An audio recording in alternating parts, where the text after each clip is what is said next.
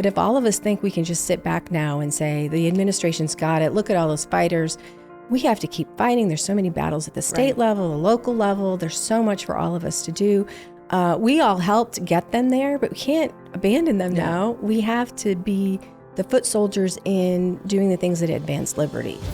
Keeping our republic is on the line, and it requires patriots with great passion, dedication, and eternal vigilance to preserve our freedoms. Jenny Beth Martin is the co-founder of Tea Party Patriots. She is an author, a filmmaker, and one of Time Magazine's most influential people in the world. But the title she is most proud of is mom to her boy-girl twins. She has been at the forefront, fighting to protect America's core principles for more than a decade. Welcome to the Jenny Beth Show. Today we're joined by Lori Roman, who is the chairman and CEO of the American Constitutional Rights Union. And I've known Lori since really the beginning of the Tea Party movement, shortly into it. She's been a longtime supporter, a very good friend, and I'm excited you're with me today, Lori. Thanks, Jenny Beth. So explain to people what ACRU does, the American Constitutional Rights Union. Well, it was started over 25 years ago by some great advisors to Ronald Reagan, some of which you might recognize out there. Attorney General Ed Meese, who was the Attorney General in the Reagan administration, and a close advisor to Ronald Reagan, Bob Carlson, who was known as the father of modern welfare reform. And both of those gentlemen came from California, Ronald Reagan's state. And after the Reagan administration, they wanted to continue working on advancing constitutional rights. And they started over 25 years ago what was then called the American Civil Rights Union, to kind of be the antithesis of the ACLU, but to fight on the side of liberty and free speech. And we later changed that to the American Constitutional Rights Union because I got tired of explaining to people that we weren't the ACLU. Yeah. And so it's the American Constitutional Rights Union, and we generally concentrate on a few things. First Amendment, Second Amendment, right now, 14th Amendment. And election integrity is a big part of what we do. And we're really happy that our team now includes Lieutenant Colonel Alan West, who leads up our veterans group, Committee to Support and Defend. And we just never get tired of advancing constitutional rights. And Attorney General Meese is still on our board and still active, and we're so thankful for him. And at our organization, we often say WWED, what would Ed do? And that guides us in what we do and in our conduct and our ethics. Ed Meese is an amazing man. He still has such a sharp mind. And I was able to interview him in a podcast a few months ago. I just respect him so much. It's really, it would be such an honor to be leading an organization that he founded. Well, I will say that in his 90s, he doesn't have any trouble catching mistakes that I make in documents. So he's still very involved, and we're very thankful for him and his example. That is wonderful. So you mentioned Lieutenant Colonel Alan West. What does he do for you? So he's our executive director. And although most people probably associate him with our veterans work, he's really involved in all aspects of everything that we do. And he writes regular op-eds. We have also a podcast that he conducts called Live Free TV, and that is our motto, Live Free. And so everything related to Live Free TV and advancing constitutional rights. But one of the main things that he has been focused on, and we've been working on for years, and we're happy now to see such great progress, is really getting the wokeness out of the military, the DEI programs that Alan really feels inhibit military readiness. And so one of the main things that we do is amplify the voices of veterans in active duty who really can't speak out for themselves, amplify their voices and push back against the things that really do affect military readiness. And so that's what we've been doing now for years. Making sure they have a voice, and we amplify it, and then we activate veterans to get busy in their communities, run for school board, and at the very bare minimum, vote. So what Alan always reminds folks is that oath that they took to defend the Constitution didn't have an expiration date. And so most of the time perhaps he's out with veterans, but he's working on everything. And the the bond that he has with veterans is really special. And I didn't realize it until he came in and we started traveling and doing some things together. But we joke that there has to be a 15-minute lobby buffer if you're walking through a lobby with Alan West, because veterans flock to him. They love him. They genuinely love him. He genuinely loves them. And it's really something special to witness. That is wonderful. He is such a great man. He was elected to Congress with that Tea Party wave back in 2010. Right. And he is such a strong defender of our Constitution. I respect him so much. And it's amazing that you have him working with you. And he's involved in the day-to-day, not just as a figurehead. Right. A day-to-day executive director. And he is bold, and that's what we like. And we've always been, for the last 5 years, when I came into the organization, we just set out to be, bold and fearless. And Alan's a big part of that, because no one's ever had to tell Alan to be bold and fearless. That's just who he is. Yes. But for instance, during COVID, we were the first national conservative organization to come out against lockdowns. And we were all over the country against lockdowns, against mandates, and pro-transparency and freedom. So Live Free motto applied to COVID. Right. So get your facts about vaccinations, but you shouldn't have to take the vaccination. So we were very bold and very strong on that. And that just kind of has set the pace for us as far as and being fearless. And when you see Alan up on Capitol Hill, talking to his former colleagues, and he used to be on the Armed Services Committee. He's very bold in what he says about what some of this woke stuff's done to the military and what it's doing to our country. And at one point, we put out a letter from veterans early on, a few years ago, and in the Committee to Support and Defend. And we partnered with another group, Flag Officers for America, to do this. But we called it Our Nation is in Peril letter. And it was a very bold letter. And it really outlined all these bullet points of where we were going wrong, not just in the military, but Marxism. And we had over 10,000 veterans sign that letter to say publicly, the nation really is in peril, and we can't survive like this. And part of that movement, there are all these movements now, and now it's one big movement. But I feel like all these bits and pieces came together to see this wave that we have now, where we're taking the country back. We are protecting against Marxism, and thankfully, I feel like God gave us another chance to save this country. But the veterans in this country, I feel like, had a really big part. Yeah, absolutely, they did. Mm-hmm. And they had a huge part, and they were personally invested in what they were doing.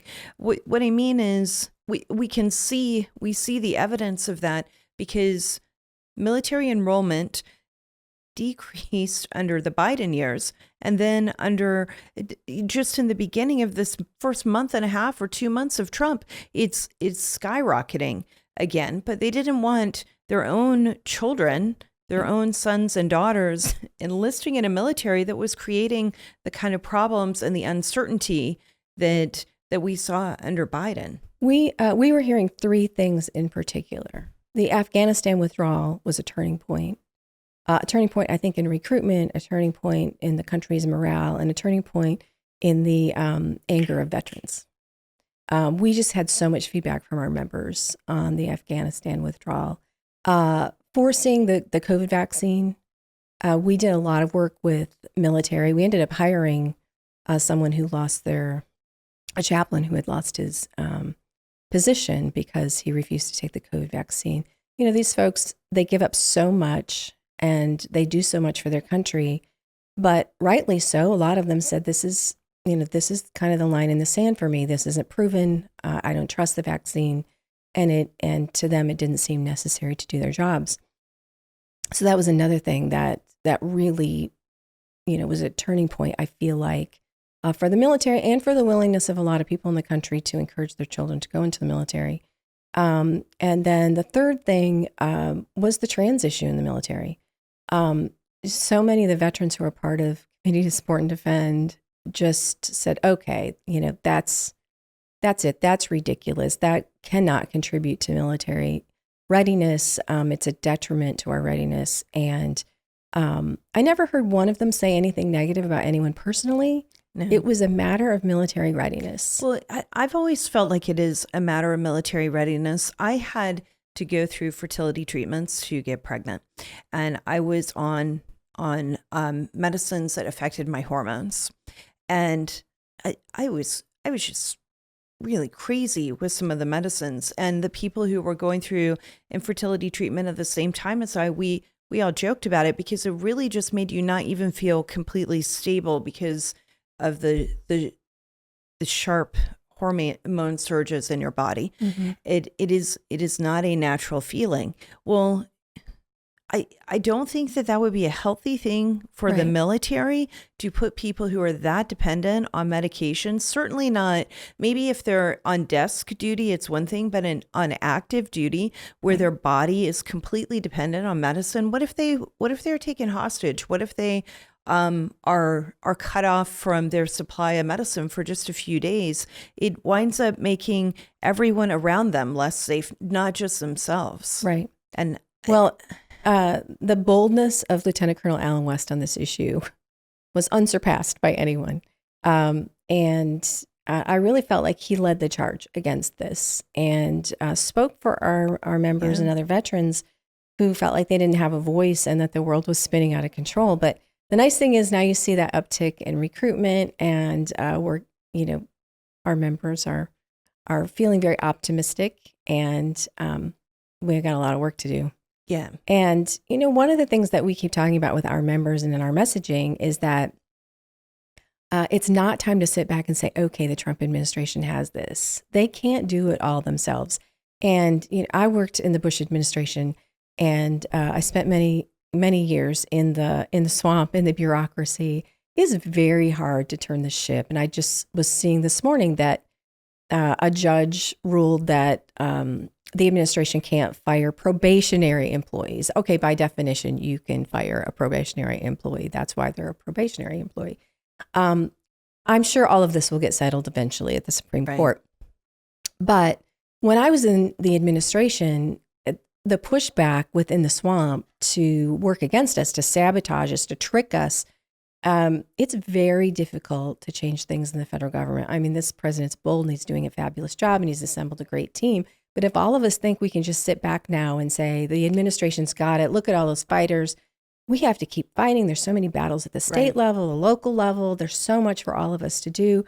We all helped get them there, but we can't abandon them now. We have to be the foot soldiers in doing the things that advance liberty. Now, I will say, even when I was in the Bush administration, I didn't always agree with everything the Bush administration did. And when you work in the administration, you do as you're told.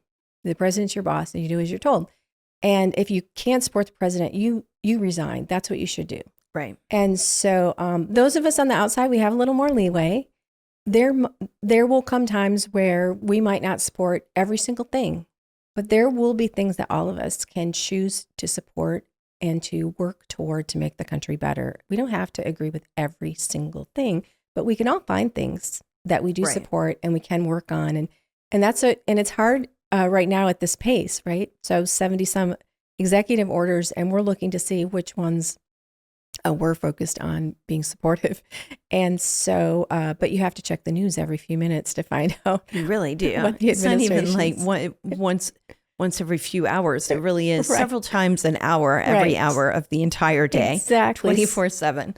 So I feel like, the left is overwhelmed. Some of us on the outside are saying, okay, now we just have to choose our bits and pieces that we're going to work on. And we're not going to have mission creep. We're still going to work to advance liberty. We're going to work to advance free speech, religious liberty. We are weighing in on birthright citizenship. This is something that Mr. Meese and others, attorneys that have been with ACRU for a long time, really do believe that we have to have an end to birthright citizenship. So there will be some weighing in on that. We'll probably write a brief on that when it hits the Supreme Court. So we are picking and choosing, but maintaining our mission, which is constitutional issues, anything that advances liberty is something that we're going to consider working on. And as always, what we often work on with you, which is election integrity. That's right. So I want to go into election integrity, but one thing that you said a few minutes ago, you feel like God gave us a second chance or another chance. Mm-hmm. And I agree with that. I agree. And I think because of that additional opportunity that we have, that I think is an answered prayer, we owe it to God, not just to our country, but to both God and our country, to make sure we're using our talents to do all we can to take advantage of this opportunity and to save our country. Right. I think we have that obligation. We do have that obligation. So Daniel Webster said, God grants liberty only to those who love it and defend it. And that's what we're trying to get out to our members and the folks who watch Live Free TV. And the things that we do is we need to be working harder than ever before. Right. This is no time to rest. We have a very small window of time to really put this country on the right course and protect it. And Congress, by the way, get busy. I mean, catch up, stop fighting, get things done, because we need all of this in statute. That's right. And we have to protect it, and we have to protect our kids and future generations, that this isn't a blip of freedom. Right. This needs to be a long-term path for freedom. And I think for our organization, we're going to have very low tolerance for members of Congress who are looking for their own attention or their own glory or their own careers, and not working together to advance liberty during this short period of time that we have. So I think we have to hold Congress to a high standard. It's pretty hard and it's a little unwieldy in Congress. You can't really keep up with the president, but support those good things that he's doing, the tax cuts and so forth. Work hard and play nice. Well, maybe not play nice. Maybe that's too much to ask for, but play well together. Right. That's fair enough. That's fair enough. Play well together. Right. Okay. Election integrity. You have been working on election integrity and really making a huge difference, especially when it comes to protecting the most vulnerable among us. Explain that. So those of us in the conservative world had often heard that through anecdotal stories that people in nursing homes had their ballots really stolen from them, either through ballot harvesting or sometimes they were suppressed, their votes were suppressed. But oftentimes activists were going in and filling out ballots for people with dementia. And so we knew this was a problem, but no one had really ever tackled it. And so I decided that ACRU would be that organization. And I'd always had a soft spot for people in nursing homes. And years before, I had volunteered for years in a nursing home, doing just, little things. And then when I became the president of a trade association, in the salt industry, I found out that nursing home patients were being deprived of salt, which was causing cognition problems and balance problems and all kinds of problems. So I kind of got involved in helping nursing home patients then. And then I kind of took that love for the older people and nursing home residents to ACRU and said, the American Constitutional Rights Union is going to be the organization that tackles the problem of what I consider elder abuse and what Attorney General Ed Meese from our board considers the most despicable form of vote fraud, which is taking advantage of elderly and often veterans who are in nursing homes and depriving them of their votes. And it really is a disgusting thing when you think about activists going in and filling out ballots for dementia patients. And so we launched it in early 2020, and we started a campaign to educate nursing home directors and staff and advise them legally. So we started out by sending, and we still do this every election season, we send what we call the scary legal letter. And it's just a letter direct to the director by name of the nursing home or the facility or the assisted living or the group home that tells them under state and federal law what they should be doing to protect the rights of the people within their care. And that has expanded over time. So we do training, we have materials, and we've really now we have a blend of, we send the scary legal letter. It's not quite as scary maybe as you might think, but it's just telling them here are the laws. This is what you have to do, not just because you don't want a PR nightmare and you don't want your staff to go to jail and you don't want to go to out of business, but it's the right thing to do to take care of these people. And here's the other reason you should do it. We're watching, and we like to litigate, and we like to assist family members in filing formal complaints against people who do bad things. And so depending on the state, you will find yourselves in the crosshairs of district attorneys or secretaries of state or attorneys general, and we will help make that happen. And so it is a huge problem. And over time, what we found in 2020, when we first got started, we started this vote fraud hotline, and we got the most horrific phone calls. We had a phone call of someone said, my dad said that they told him if he didn't vote for Biden that they would withhold food and medicine.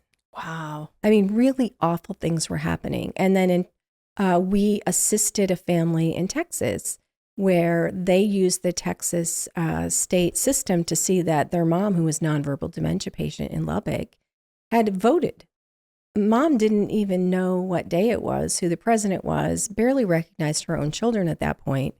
And according to state records, she had voted. So we assisted that family with filing a formal complaint. That was during COVID. It was difficult to investigate. And then, as you know, Wisconsin, they did a special counsel report, and a sheriff in Wisconsin did a study from 2020 based on complaints. So a sheriff found that multiple families had their nonverbal dementia patient loved one had been voted for on their behalf by someone, an activist or a nursing home member or someone. And then the Wisconsin Assembly did a huge special counsel report, as you know, right, which proved that that type of fraud was widespread in the 2020 election in Wisconsin. Now, the margin of victory for Biden in Wisconsin was very small. right. And we did calculations based on, there were 5 counties in Wisconsin, and I'm not telling you anything you don't know, but there were 5 counties in Wisconsin, the 5 biggest counties. 3 of those counties had 100% voter turnout in their nursing homes. This was according to the special. 100%. So everyone 100%. in their entire nursing home decided they wanted to vote in They this all election. voted. All of them. So even though the general population doesn't vote by nearly that much. They do not vote by 100%. And almost every one of those nursing homes has a memory care unit or a critical care unit. They have people who are comatose. They have people who are nonverbal dementia. And so in 2020, 3 counties, every single nursing home patient voted. And in 2 other counties, 95% and 97%. And so obviously, this is elder abuse. It is election fraud. But when you add up the numbers in Wisconsin, out of all the swing states, Wisconsin has the highest percentage of their residents in residential care facilities. And so when you look at the raw numbers of the number of people represented by those nursing homes, it could have swung the election. Right. And when you look at the study done by the special counsel for the Wisconsin Assembly, and then you do the math, very easily, just nursing home fraud in Wisconsin could have cost the election for Donald Trump. And so we're on the ground, to kind of abbreviate this a little bit, we're on the ground all over, but we're training them. What we're finding is that the nursing homes really do want the help, and they're happy to have it, most of them. Right. And we train them. They love being able to call us when we can't answer a question. Our legal team can answer a question. They don't want to be in trouble. They don't want the mugshot. So, Father Murray Nursing Home in Macomb County, Michigan got a mugshot out of the 2020 election, where one of their staff members was registering. Yeah, nobody wants that. People to vote.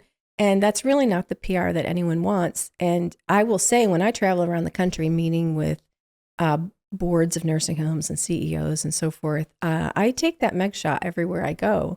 And I just say, this is not what you want. And it isn't what they want. And most of them have just been really cooperative. I will say Wisconsin is one of the least cooperative states. And we are focusing on that. I feel like, but at the most basic level, we are getting calls from anonymous calls from nursing home staff who'll say, hey, I don't want to get in trouble, but I saw this. Right. And so we're really going to be active in this election coming up in Wisconsin in coming weeks. But now we've forged great relationships with nursing home staff and attorneys and board members all across the country. And we've just become a very cooperative resource with them. It's completely nonpartisan. We don't ask how anyone votes. We're not asking if they're Democrat or Republican, or we don't even care. It's not even up to us to determine how they mark the ballot if they marked it incorrectly. We don't get into any of that. We just want clean, fair elections. Giving the ballots to those who've requested them and who are capable of requesting them. That's simple, yes. And not letting somebody who no longer can cast their ballot for whatever the reason, whatever health reason, because they're elderly due to their age, to have a ballot cast in a manner contrary to what they would have wanted. Right. Had they been lucid. But they probably would have wanted. We can't read their right. mind, but they either get to cast their own ballot or no one gets to cast it for them. That's right. I mean, that's it at its most simple level. Every state law is different, so it's a little tricky. All our legal letters have to be carefully crafted by the state.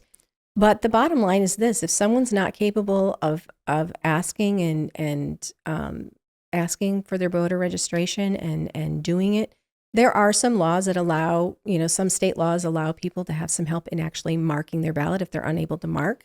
So if they have the cognitive ability to make their own decision and their own free will, but perhaps they don't have the motor skills to mark it, there are accommodations in most state laws to allow help. But every state law is different too. Right.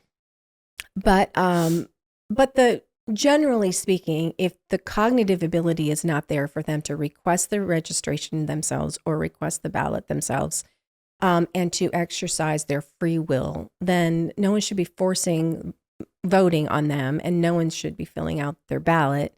And so there are multiple laws broken in most states. Registering someone, that's the staff member in Macomb County, Michigan, who went to jail. She didn't vote for anyone. She was registering people who were unable to register themselves, who did not request being registered. Wow. We had this situation just a few months ago in Wisconsin.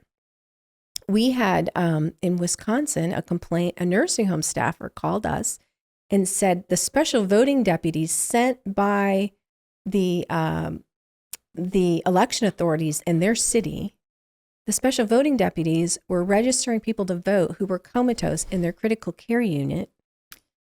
And so the nursing home is now ratting out the election officials. Right.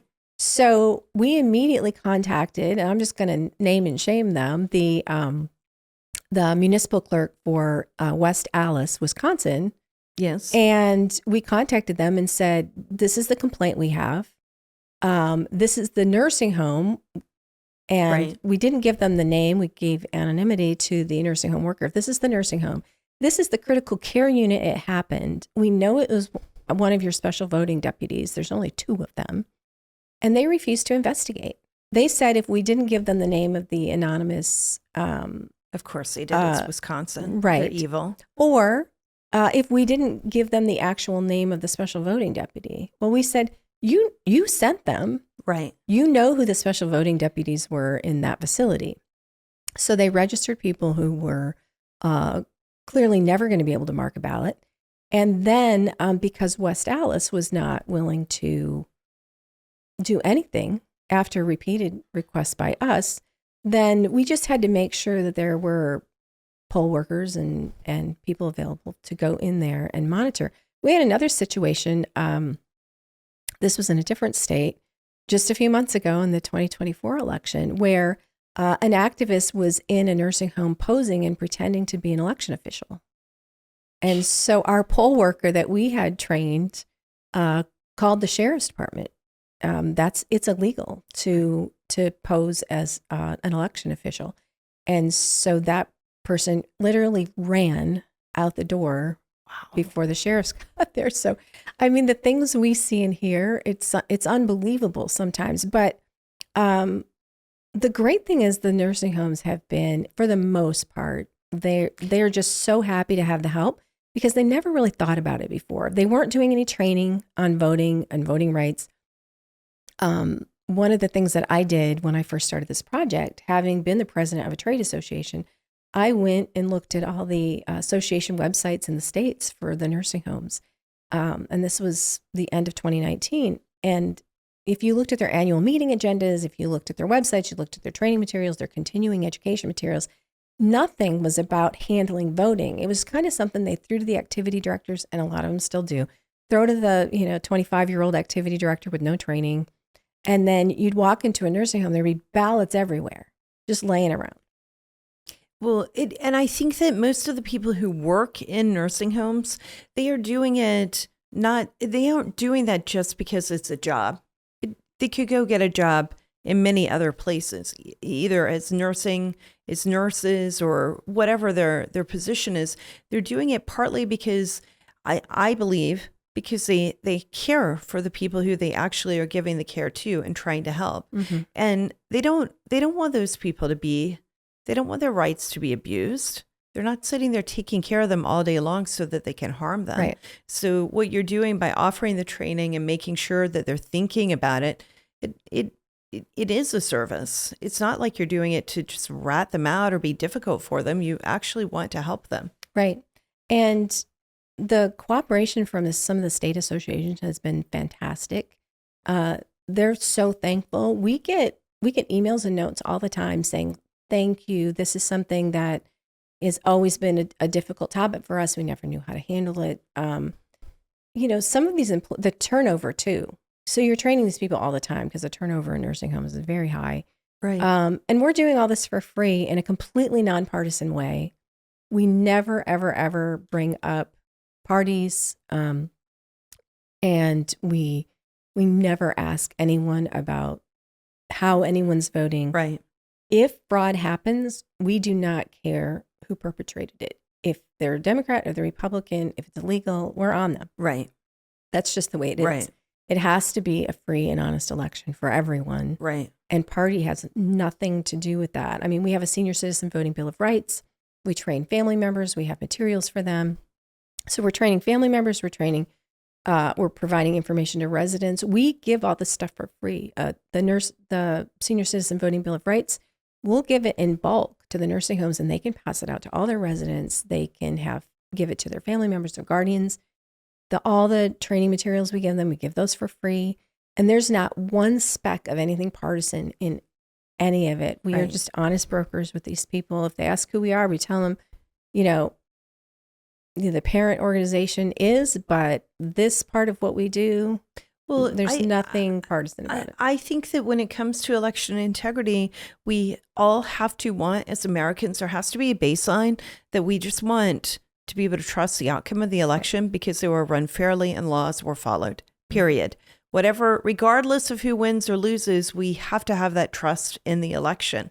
And our organization, when we get involved, it's the same way. That's what the goal is. We're not doing it to manipulate a partisan outcome. We're doing it because we know that our country depends on citizens trusting the outcome of elections. Mm-hmm. And in most cases in these nursing homes, we weren't sure in the beginning, but what I'm beginning to understand now is a lot of times it's just that nursing home staff not knowing what to do or not knowing how to do things would often let activists in the door under the guise of voter education or something like that.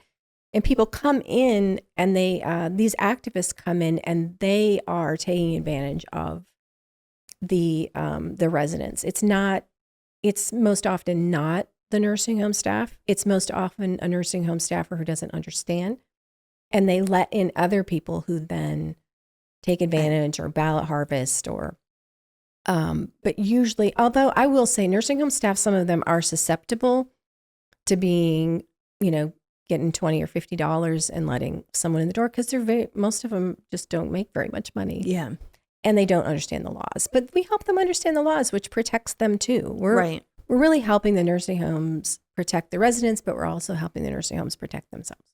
So, Lori, there's one other thing that you're working on in 2025 and 2026 with sheriffs, or that you will be working on. Do you want to talk about that? Right. So Lieutenant Colonel Ellen West, our executive director, and I, illegal immigration has just been something that we've been focused on for a long time, and really near and dear to Colonel West's heart. He's been on the border many, many times. Yeah. He's been down there with Border Patrol. And, given what he's seen and being in the Middle East, fighting terrorists and the bad guys, he realizes how much these open borders are a national security threat to our country. I mean, not only just a threat to our national sovereignty, but a threat to our national security. Right. So he spent a lot of time in the border. And it's just been a travesty what's happened and what we've allowed to happen with criminals and terrorists and cartel. And so this is something we've been focused on. So once again, kind of like the nursing home project, we were looking for a little subsection of where we can be supportive in the new reinvigorated efforts to close the border and to keep our country safe. And so we've been focusing on looking at sheriffs and police departments in states that have a governor that is cooperative with ICE, cooperative with the president, but and see how the counties are doing. So we're going to be rating the counties in these states. Okay. We're going to rate the counties on how well they're cooperating with ICE. My thought process is, and our thought process is, if you are a sheriff or a police chief in a state where you have a governor who is cooperating with ICE and protecting your citizens, that you have no excuse not to do this. Right. You have to be cooperating with ICE. And so that means working on them with detention. So when you have a criminal illegal alien, you are making sure ICE gets to come in before you release them. When that ICE detainer's on them, you let ICE in to come and get them. But further than that, now the next step is working in a law enforcement perspective. So even those who are not already in your custody, you're working with ICE, with these people who may not already be in custody, but they are a problem in your community. They're an illegal alien. They have a record, or they've come to your attention through some action. And maybe they're not convicted yet, but you are now sharing information with ICE. You're working together in a law enforcement methods. And so those are the two things that we're looking at. Florida, Governor DeSantis, where our headquarters are, and Governor DeSantis is doing a great job. Our state legislature has completely said we are going to work with ICE. We are going to cooperate.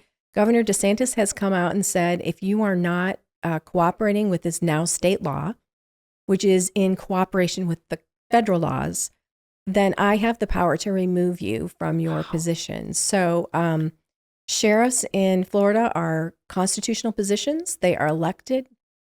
They're supposed to be upholding the Constitution and the laws of the state. And so Florida's a great model, but we have to see this everywhere. And so we're going to be rating them, evaluating them. We are going to be holding up great examples like Collier County in Florida, great example of doing things right and trying to work together. But we're also going to be naming and shaming those who are not doing this. And Dallas police chief, in the last couple of weeks, we've put a little heat on them. And they have said that in Dallas, they're not going to cooperate with ICE. And so every single county and municipality will be evaluated by us, and there will be actions. There will be radio ads. There will be press releases. There will be legal letters. And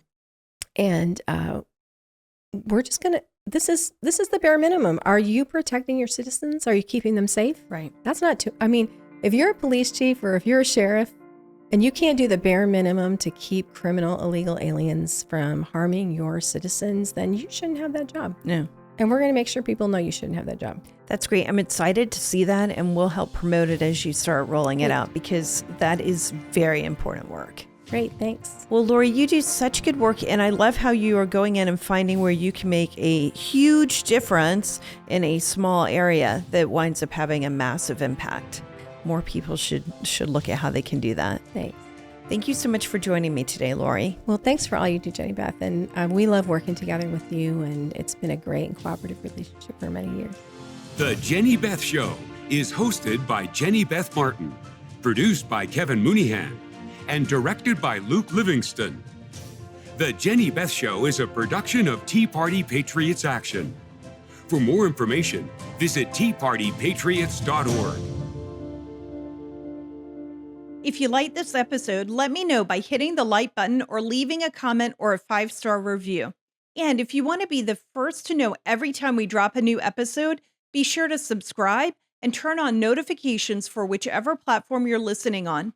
If you do these simple things, it will help the podcast grow, and I'd really appreciate it. Thank you so much.